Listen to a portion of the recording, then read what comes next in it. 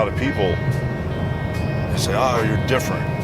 A lot of my friends say, oh, you're not like you used to be, or, you know, you're not the same guy.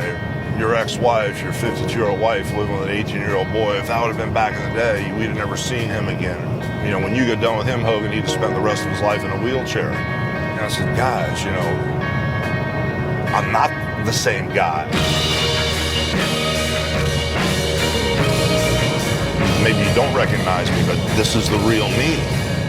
This is who I am. This is really me. This is what I've been all along. I just didn't know it.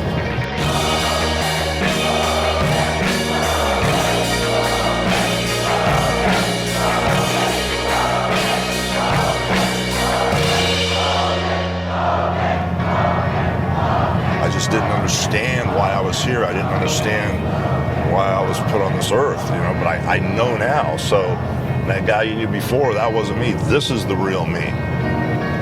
If I had to put a title to the second part of my life, the title would be The Real Hulk Hogan, because this is the real me.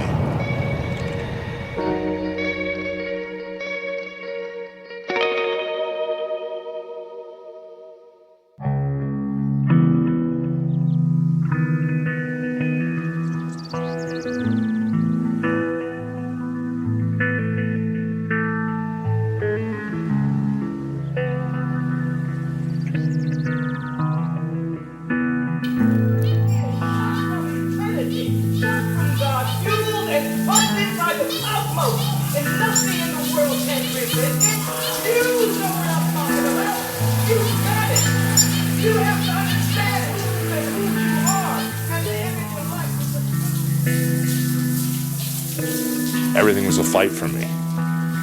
I lost my family. Financially, I got destroyed. And everything I'd ever saved, I lost because of a bunch of situations, you know. Even though the divorce is over, it's like the gift that keeps on giving.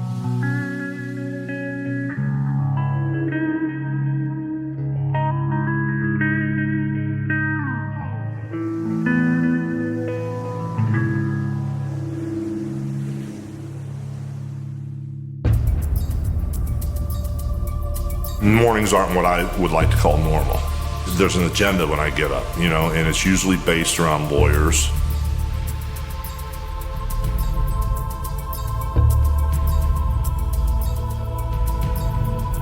My son and I have been left alone in this civil lawsuit. You know, my ex-wife is out of it. At my age, at 57 years old, if there's a huge judgment against me and my son for 10 or 20 or 30, 40, 50, 60 million dollars is what they originally started talking about, that pretty much will lock my future.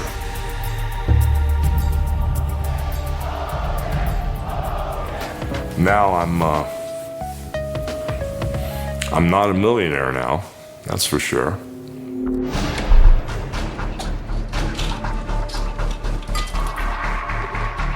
Sometimes I'd wrestle twice on a Saturday and twice on a Sunday because every building was sold out. Flying 300 days a year and sometimes wrestling 350 to 400 times a year.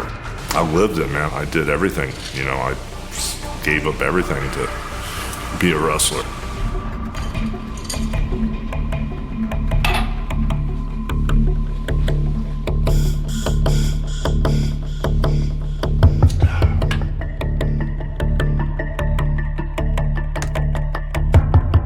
When people talk about wrestling being fake, I used to really have a problem with it. When somebody says fake and, you know, then 30 years later, you know, I can't run or I can't walk through the mall or I can't go through like a Universal or a Disney with my family or friends. I can't walk through the park and do that anymore. It kind of like makes the hair on my neck stand up because they don't understand, you know, what we've been through. I had several injuries, muscle tears, biceps torn, and all the holes in my arms that I never had fixed, and trap muscles torn away from my neck, and delt muscles, and just little beats along the way, which old school mentality didn't stop you from wrestling. Whatever it took to stay awake or go to sleep or keep going, and, you know, I did everything. You know, so I gave it all away and to get everything, and vice versa. So I did whatever it took.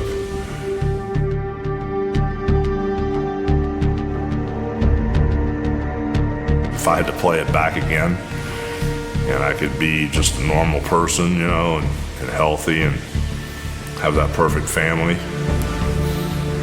I've lived about 3 different lives in this one life, so I wouldn't give it all away.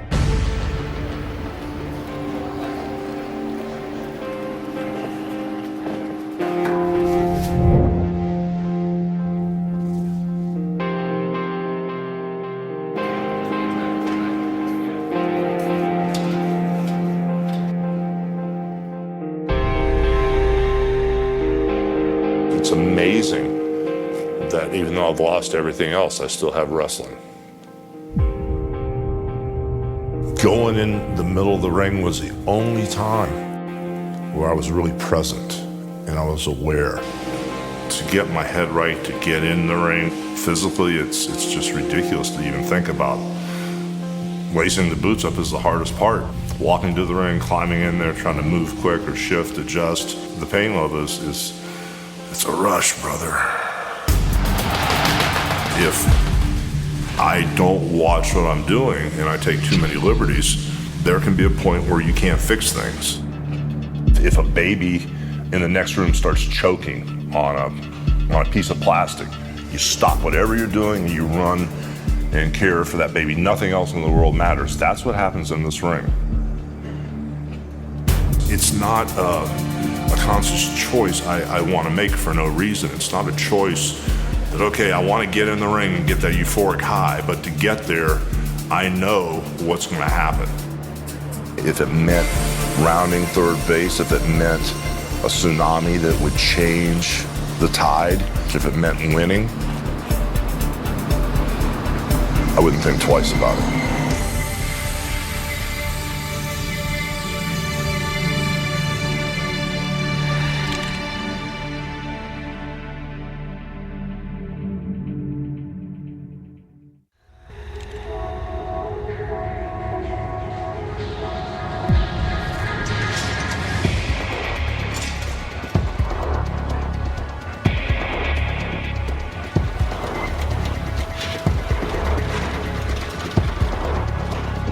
There was a whole period of time where I was someone that I didn't know.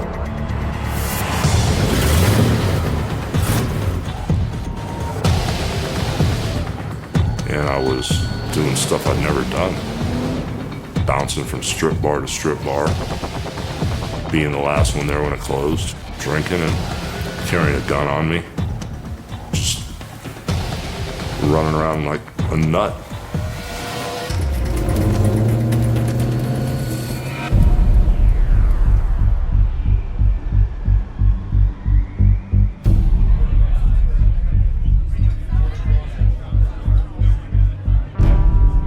It just was a situation that things I did may not have happened if I would have had someone that, you know, actually touched me and actually said, I loved you.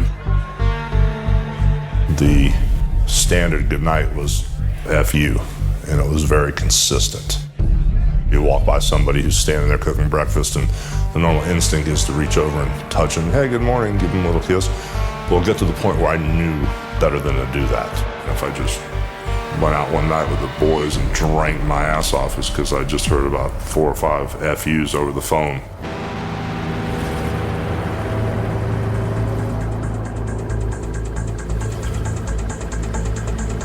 The outcome was supposed to be retired with my ex-wife, Linda, in Hawaii, and just sitting on the beach drinking wine and throwing the empty beer cans at the kids when they walk by, the teenagers. Get out of my way, you know.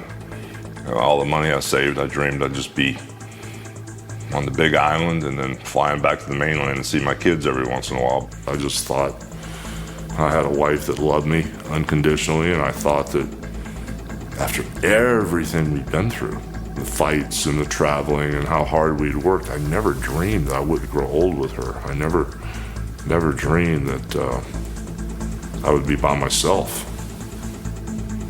The Linda that I knew and I met was fun and, you know, was always the life of the party and always the first one to get up and dance, always. She was real good at being Mrs. Hogan and real good at building a home and a lifestyle and a type of ambiance, mystique that people thought, oh my gosh, this is the way Hulk Hogan should live. And I made hundreds of millions of dollars, had the perfect family, the perfect situation, but it was unwinding. My ex-wife was unhappy. I don't think she ever was happy.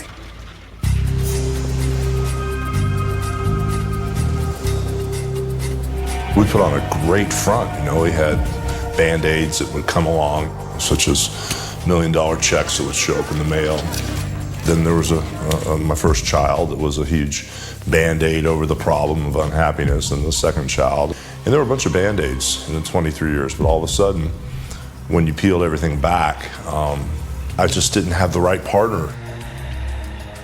It was not good when they were together. They were two on top of each other.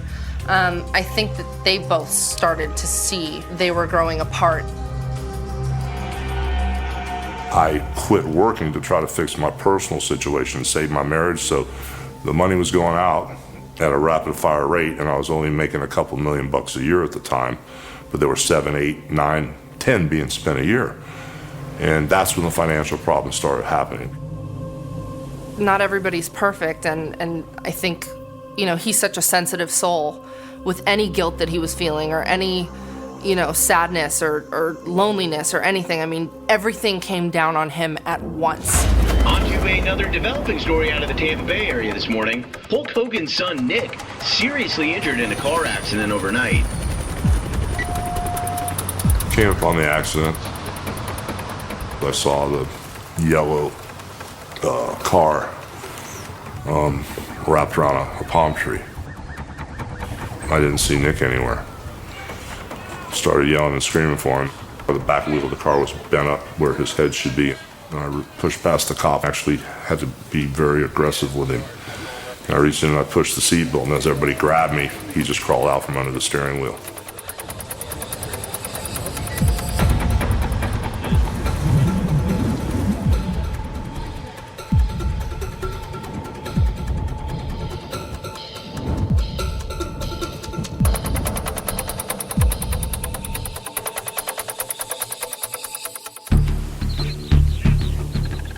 I'm not real good sometimes when things hit me and I don't understand why.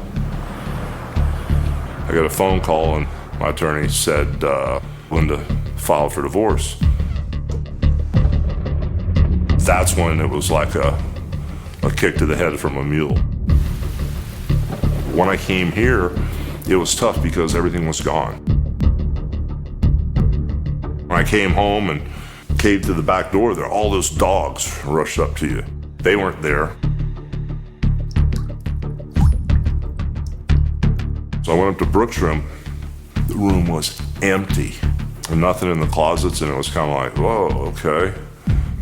All right, this is different. It didn't really click. And then when I went up to my wife's bathroom, she had a lot of stuff in her closet, and it was completely empty. And when I called everybody's phone, nobody would answer.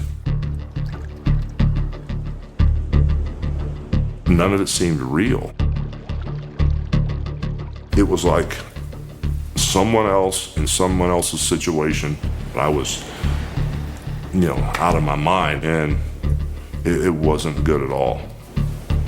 I had 3 really rough days in this house where, I could have killed myself. My friends kept calling me, and I was doing really good. I was kind of like BSing everybody. I wasn't doing well at all. I would just look at the mirror, and my thoughts were, you don't look like you. I switched into that real barbaric mindset of, I need a drink, that wrestler, whatever, tough guy gimmick or whatever. I just went and got this gallon or half a gallon. It was a big bottle of the Captain Morgan 100 and just chugged it. It just was like brutal to drink it. It's like drinking gasoline. The higher I got, my mind started, compulsive thinking. I just didn't understand why they left and where they went. And Nick or Brooke or my wife, no one would answer the phone for days. And I started digging through the drawers and figured maybe she wrote something down, a reservation or something. And what I did find was a bottle of Xanaxes. And I don't mean the little ones. In the wrestling business, we call them the totem poles, the big long sticks. I ate 2 of them. And then the next thing I knew, I had this gun in my hand. I stared in the mirror so long, I kind of...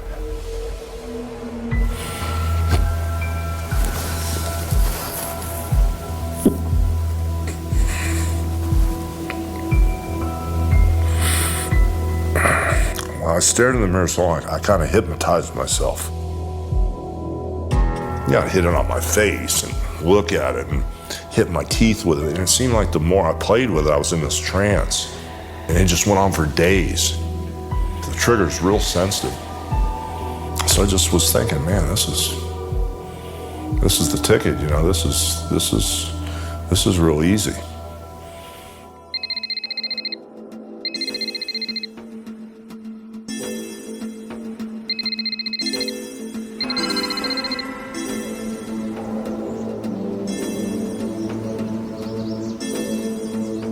I got a call from Layla Ali, and I didn't know her very well. I knew her father real well. And she just kept saying, oh, you left the set of American Gladiators. We've never seen anybody. Just so upset. She kept saying, oh, we love you. And she kept saying that on the phone to me. And it clicked.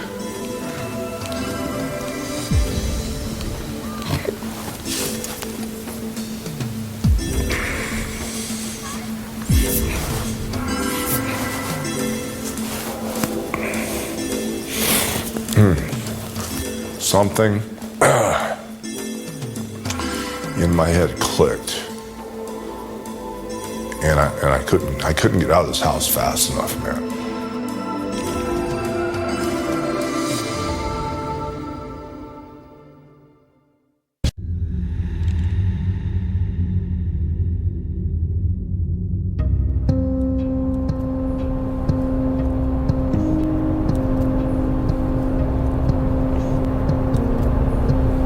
I was around so much negative stuff, and I was around so much evil stuff and so many bad things that I had 2 choices: to let it completely destroy me and kill me, which it does, or you snap out of it and you become sick and tired of being sick and tired. Hi, can I give you a hug? How you doing? Good to see you. Good to see you too. What's up, my brother? How you doing? Everything good, man? What's up? What's up, brother? Moving on.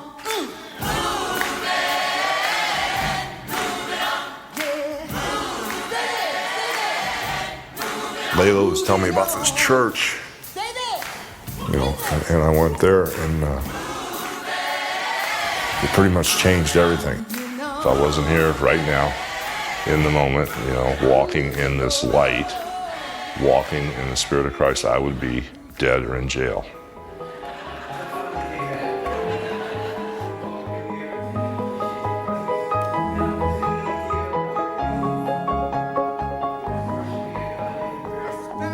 Oh, when I bottomed out, I didn't know what was going on. I was, you know, running with the devil, man. I was nowhere near even being close to breathing clean air. You know, what we're gonna be and have and do, you know, a lot of people that used to know me, or maybe they think they knew me, I can't explain it to them. As the next few years unfold, your life will be the explanation. How you live your life, what you talk about, how you express yourself. It will be evident. Meeting Michael Beckwith and, you know, just getting an understanding of why we're here made me a completely different person. I'm not the person that's going in that direction. I'm going in the other direction. When I'm going through something that I think may be the hardest thing I go through, I look at what my dad has been through and how he's come out of it, and I know that I'm a wuss compared to what he's been through.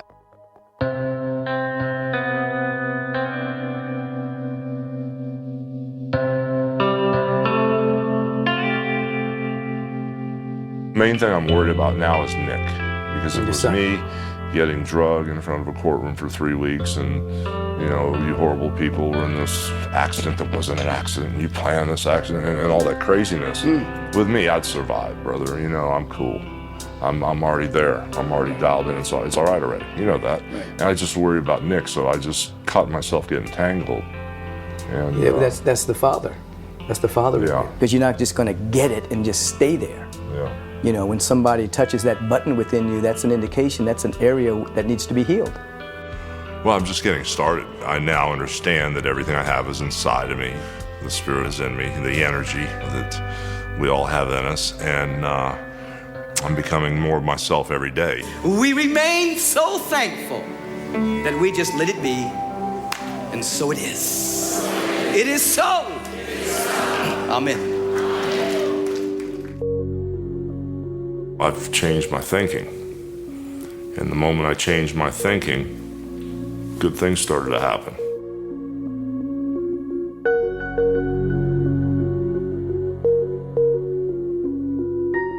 Jennifer is life after life for me.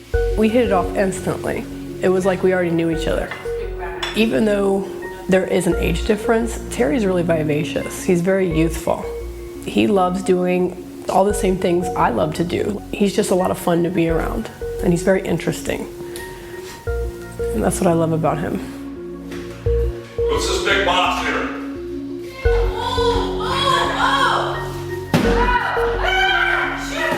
I learn every day from watching her and her being real consistent. She's just a constant with being positive. I actually rolled out of bed today, and as I rolled out, I didn't keep my knees together. And I rolled out and I went, and I dropped the F-bomb. She grabbed me, she goes, "You don't start the day out like that." She goes, "You start the day out by putting your feet on the ground saying thank you." We're each other's best friends. You know, we talk about everything, and we have courtesy for each other, and we never yell at each other. I had been my whole life around such a negative situation, you know, and the cussing and the screaming and the yelling, that one of the first things I did after meeting Jennifer was I went to both of my kids and I apologized to my children. And I said, "God, please forgive me. I'm so sorry for what you witnessed and what you experienced, the screaming, the yelling, the cussing. That's not normal. You guys can break the cycle." He just came in and gave me the biggest hug, and he's like, you know, no matter what has happened, no matter, you know, what's gone on, I want to explain to you why I messed up. I was in a different place in my mind. I was heartbroken myself. I was lost. I didn't know what I was doing. When he came to me and he told me that he was sorry and that, you know, I was his number one girl, I was happy.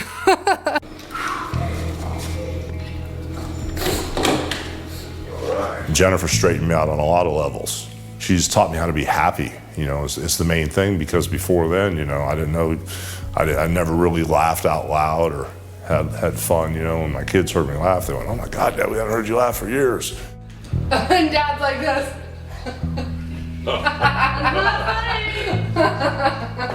Dad.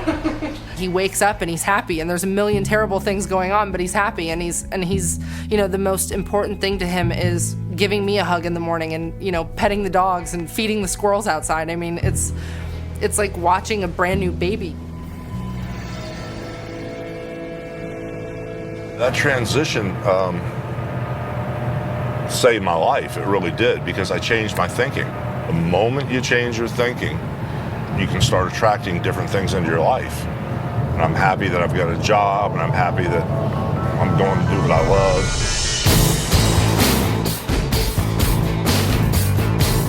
4 months ago, a lot of excitement and buzz started happening in our company.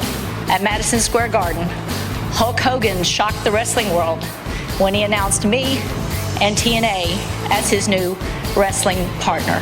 This is me, some shape, form, or another, the involvement, the vibe, man. This is back on track for me. You know, there's a lot that I have to go through to get here, but I'm here in the beginning stage. The first time we talked on the phone, after he had made those changes, it was so evident to me, that I was talking to a very different person. And when Dixie talked to me, I took a good look at the product and I went, you know what, man, you guys are doing a lot of things right. And then the more I watched and the more I talked to Dixie, it all made sense that this is where I should be. This is the logical extension of what I should be doing. This is the future, not only of me, but of wrestling. I don't think he realized what kind of impact this opportunity would have on him. He's seeing how he can contribute on so many levels that he's not been allowed to in the past. When I worked at different companies like with Ted Turner and with Vince McMahon, I never enjoyed going to work. It was a labor and it wasn't a labor of love. Here, I'm driving, coming to work, and I'm excited about getting here. Good morning. Good morning, how are you? There is a part of this that's new. It's hard to give Hulk Hogan anything that's new, but there's a part of this that's new, and you combine that with the impact he's having with all of our wrestlers, and it's a recipe for a lot of excitement and energy for him. He will go on to give Jeff the barbed wire bat, tell him to use the bat to put an exclamation point on the end of the sentence. At that point, Ric Flair will low blow the Pope from behind. Low blow from the gimmick. You can't go anywhere with it. We just take his knee out. Makes it more serious. Yeah. I like it. There's this vision of being back on top, really getting my life back on track. Oh, there it is. There it is. Somebody shot. We've been seeing it for years. There it is. And the vision coincides and it parallels my personal life being back on top, financially being back on top, relationship-wise being back on top, spiritually being back on top. The stuff that doesn't really matter, the legal stuff, the financial stuff, all those things used to be like tombstones, when they were just like death marches or death urges. But now that I'm getting pulled by this crazy energy, I'm getting pulled in this unbelievable positive direction, those tombstones are now like stepping stones.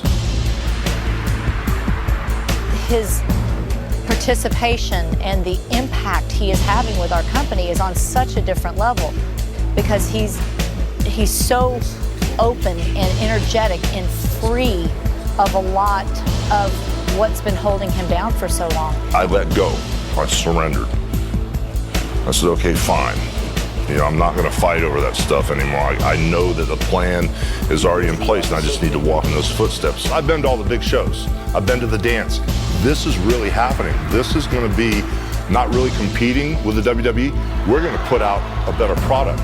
People have worked hard to build a foundation here, but you needed some new energy and new people coming in here to take that one-dimensional plateau that they were stuck on and take them to higher ground.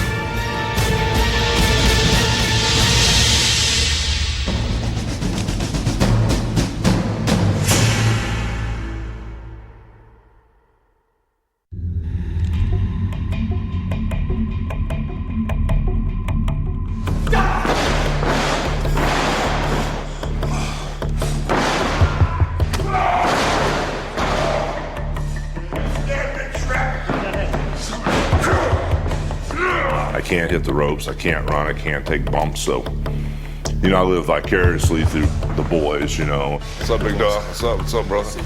You guys good? Very good, man. Young and healthy, man. Damn. I still get a rush. Every time I touch the ring, I get goosebumps. This is my lady here, man. This is what turns me on. I do miss the rumble part. The stuff looks great. You guys look great in there, but even like the head scissors, instead of just laying on your elbow, hit that leg, like I was watching the girls last night. But take your time, because all that stuff looks so good. The majority of the time when I come back from the ring, I need something fixed.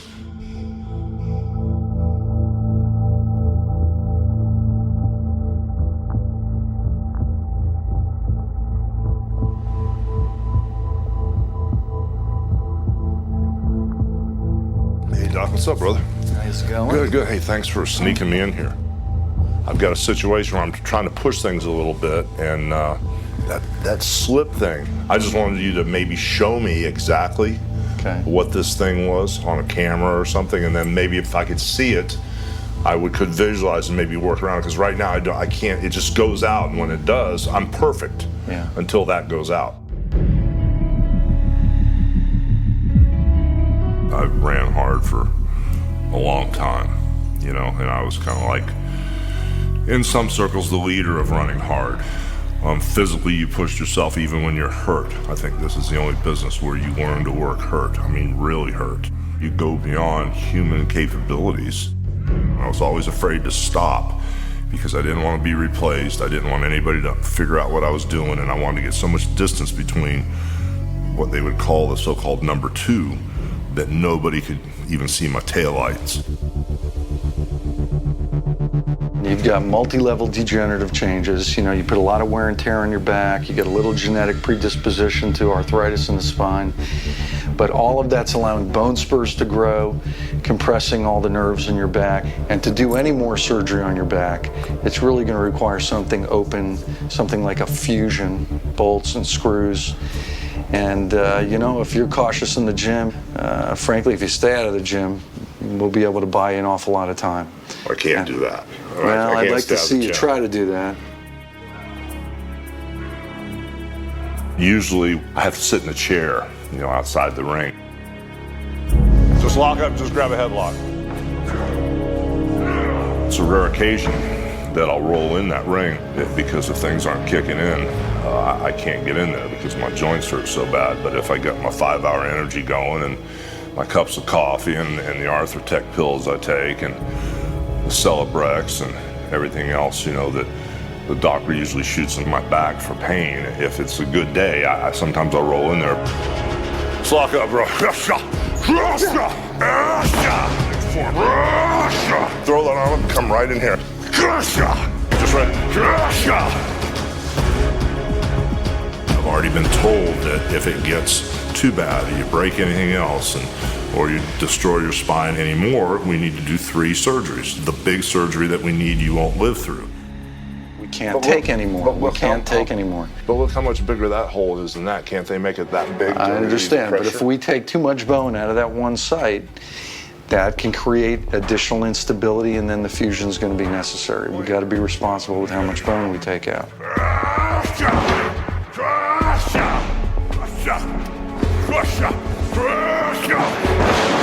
You know, my situation's intense, and I got to get back and make a living.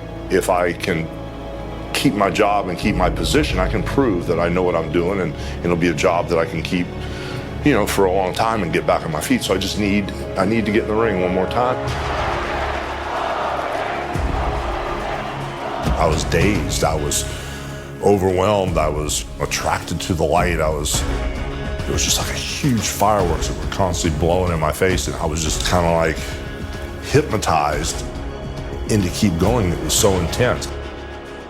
When I think about, you know, Star Trekking myself in the middle of the ring and that rush and that energy and that vibe, and it's like floating in air, it's like being in heaven, it's the ultimate euphoria. Sometimes I space out, picture myself, and I go, oh, wait a minute.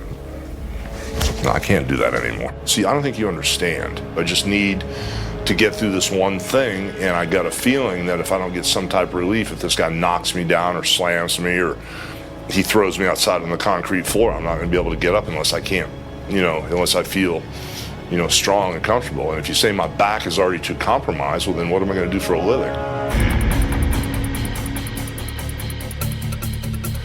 There's a reason you're here, because you guys are nuts, of course. And it's in your blood, man, so it's really cool to see. And I just keep doing it, man. Thanks for letting me come down and hang out, because this is my life. This is something that's been a part of me for so long, and I tried to ignore it, tried to put it in a second position, but none of that stuff worked. When the bell rings and it's go time, you forget the lawsuits. You forget that your ex-wife took every single dime that you have. You forget that sometimes your kids won't talk to you on the phone. You forget any problem or anything good in your life, and you're just there.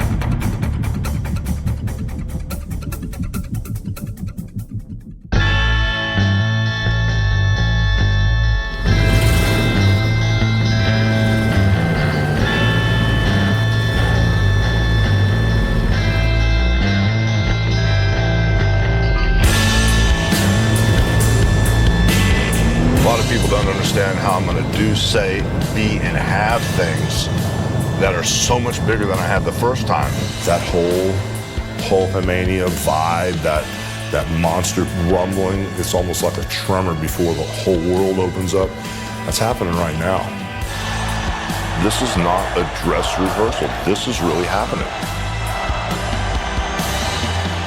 If you don't totally surrender and give yourself to this business completely, then you're not going to ever get paid back.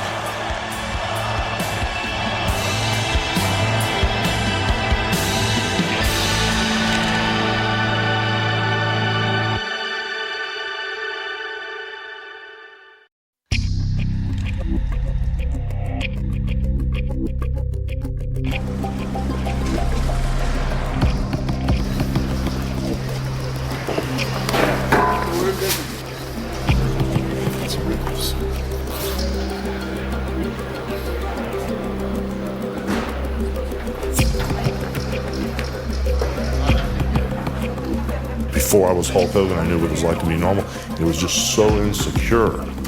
You know, I was trying to figure out what to do and how to make a living, and if I could just get a real job. Game on, boys. And I tried to do that, but thank God it didn't work out. Yeah, they're in a lot of trouble. I've been chanting and praying all day. They're gonna get hit with something today that they've never experienced. I'm starting right now. I'm gonna be the greatest of what I am yet to be, and a better person, and a better father, and a better wrestler, and a better businessman. It's really happening. It's like I keep telling everybody, it's all right already. This is going to happen.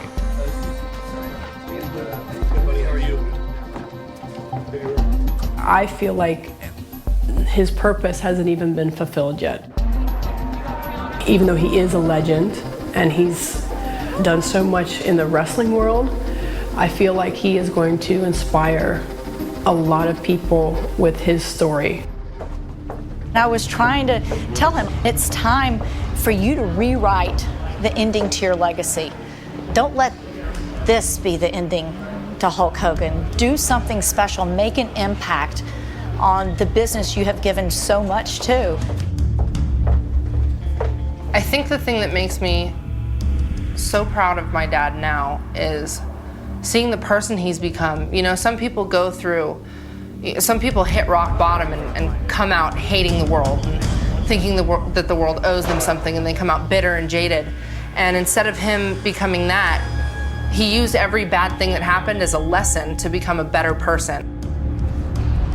I really, in my heart, you know, would love to be a full-time player. I wish my body was perfectly healthy, but I'm in that gestation period. Creatively, I boxed myself in, man. I didn't want to get back in the ring. Oh, my back's tweaked, man. I didn't get enough sleep last night. If I don't sleep at least 4 or 5 hours, my back just spasms up. That's where I'm at now. It's just flipping out on me. That's cool. No, I shouldn't be in the ring, but this is what I have to do to make this company work. You guys ever see when I keep the razor blade, man? She blows. He gets into a different zone, and it's his alter ego. So if he says something, or if I wave at him and he doesn't wave back, he said not to get upset, because it's not really him out there on the stage. You know, it's Hulk Hogan. Well, it's a little helter-skelter. Charles Manson, Marilyn Manson, and all points in between, but we're cool. I like it that way. I like it, man. It's all natural, and people can't think too much. I don't want to think.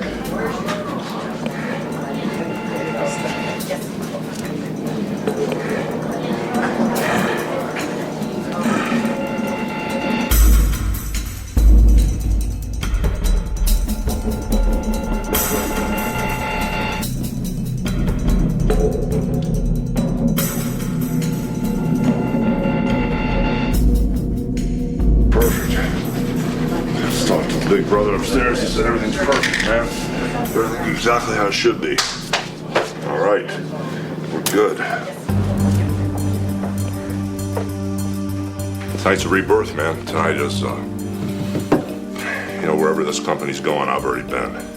But it's not about that. I know the steps to get there. It's about getting there, and then all of us discovering, you know, this uncharted territory, this sacred ground. Tonight, everybody, including my daughter, and everybody out there is just really worried about me wrestling. Put a wrestling ring in front of him. It's like putting candy in front of a baby. You know, it's kind of hard to keep him out of it. I think that he can do anything, but he should watch out for his back.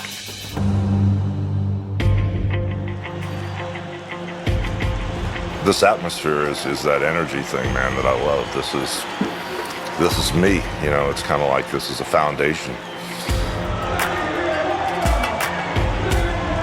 Don't hurt the old man now. Don't hurt the old man, brother. Save me, right? Yeah, You got my back? I got your back, man. Much love, brother. All right, bro. Same here. Thank you, brother. Always. This is the first time I've ever said it. I've got a little spooked right now because Flair, I know like the back of my hand, but with all the guys coming down to the ring and all the craziness, I can't get up a certain way. I really shouldn't even be falling down. We're gonna learn on the run tonight. This is gonna be an education for everybody. Do it, Big Daddy. Hey, brother. It's all you, baby. It's all you. It's all good, man. In the first half of the game, I didn't create it. I wasn't aware of what I was doing, and I lost it all. If it comes from in here and I create it from here, I've got all the tools I need to make things perfect, and that's what I'm going to do from my personal to my business to my physical health to my spirituality. I want to live in abundance, and that's what's happening this time. This is about making history. This is about raising the bar to another level.